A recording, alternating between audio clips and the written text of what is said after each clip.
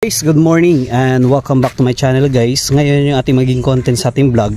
Dito po, bago kasi kinuha yung ating mga alagang manok na tinake all ng 9,000 lang, meron kasi mga itlog yun ng black meat chicken. So, yung ginawa lang namin, binigay po namin sa aming kapitbahay. Ngayon, nandito po niya pinalimliman. By the way, yung itlog na yun guys, ready to hatch na yun bago kinuha. So, pinalimliman na dito sa native chicken. So ito po guys yung itlog ng black meat natin na pinalimliman dito sa native chicken na hiningi ng ating kapitbahay. Okay, so titingnan natin guys. Ito na po kasi napisa na yung black meat na sisiw. Bali 2 piraso po yung sisiw na ito guys na nag-hatch. Yan, ito po yung black meat. So napakaswerte po nating kapitbahay kasi nga mayroon siyang black meat dito at may na-save siyang itlog para palimliman at magkaroon siya ng breed ng black meat chicken. Ito naman yung isa. Ito po yung isa guys. Okay, ito yung isa. Yan. So, ito naman yung isa. Bali 2 lang po sila. Yan. Yan, ganito po yung tsura. Kanina nakita ko ito, chinek ko. Yung itsura niya talaga guys, black na black. Yan.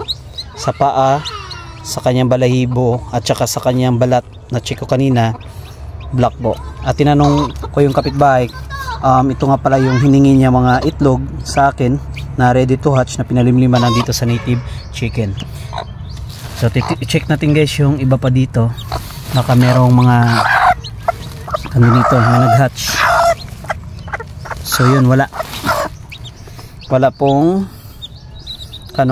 ibang nag-hatch, kundi 2 lang itong black meat natin nag-hatch rito. Yan, itim po yung paa, ito din yung kulay, at yung balat kanina na check ko maitim din.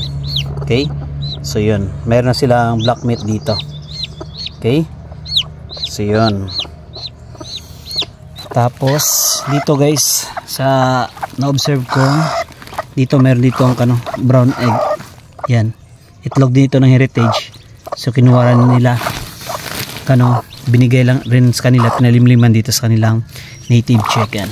Okay, so hindi ko lang alam guys kung anong gender ng dalawa na ito, kung babae ba o lalaki, kung anong kalabasin nitong paglaki. Yun, so as observe guys, itong isang piraso, dito lang ako tumingin sa kanyang yan, sa kanyang parang tuktok na ito, lalaki po ito.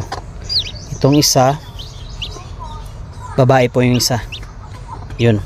So titingnan natin in the future kung ano nga ba yung kalabasan ng 2 sisiw na ito, kung sino dito yung babae at saka lalaki. Parang isang lalaki at isang babae. Okay, so yun lang guys yung update dito sa ating black meat na hiningi na itlog na pinamliman dito sa native chicken na ating kapitbahay.